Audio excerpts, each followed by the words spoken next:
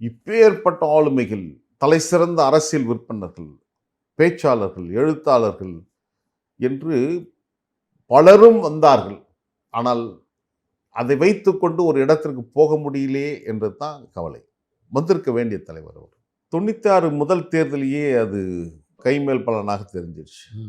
கூட்டணி அமைப்பதில் ஏற்பட்ட சிக்கல். பாட்டாளி மக்கள் கட்சி, வாழப்பாடி ராமமூர்த்தி, ஜனதா தளம் இதெல்லாம் இருந்திருந்ததுன்னா இன்னும் நல்லா இருந்திருக்கும். அதே மாதிரி தலைவர் போய் சூப்பர் ஸ்டார் ரஜினிகாந்த் கிட்ட போய் 2 மணி நேரம் அண்ணன் தாண்டு தான் அதை ஏற்பாடு பண்ணி கொடுக்குறார்.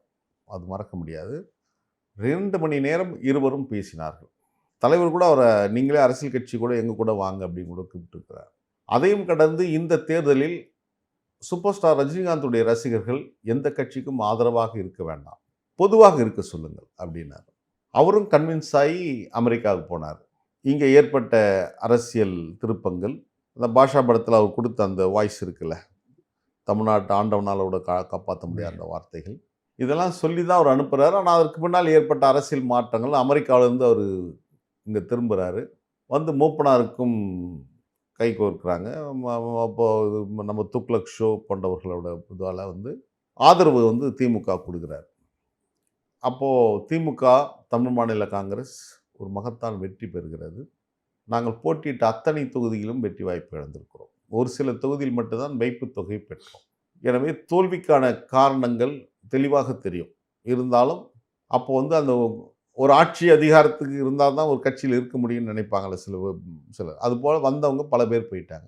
எஞ்சியிருந்தவர்கள் அப்படியே இருந்தாங்க. அப்போ அந்த காலகட்டத்தில் தான் அதிமுகவுடைய போக வேண்டிய நிலைமை. ஏன்னா கட்சியை பாதுகாக்கணும். எந்த கட்சியில் நாங்கள் வந்து வெளியே வந்தோமோ அதே கட்சி ஆட்சிக்கு வருது. அப்போ ஆட்சிக்கு வருகின்ற கட்சி இருக்கும்போது இந்த கட்சியை பாதுகாக்கணும். ஏன்னா இல்லைன்னா எல்லாரும் அங்கே போயிடுவாங்க அல்லது இழுக்கப்படுவார்கள். ஒரு எச்சரிக்கை. எனவே தான் அதிமுகவுடன் கூட்டணி, மீண்டும் திமுகவுடன் கூட்டணி, பாஜகவுடன் கூட்டணி, காங்கிரசுடன் கூட்டணி என்று இந்த 4 முனையில் மறுமலர்ச்சி திமுக இணைந்து கலந்து போன காரணத்தினால் தனித்தன்மை, மக்களுடைய நம்பிக்கை இழக்கின்ற ஒரு சூழலுக்கு, இது ஒரு சந்தர்ப்பவாத அரசியல்வாதியாக தலைவரை பார்க்கின்ற சூழலுக்கு தள்ளப்பட்டது.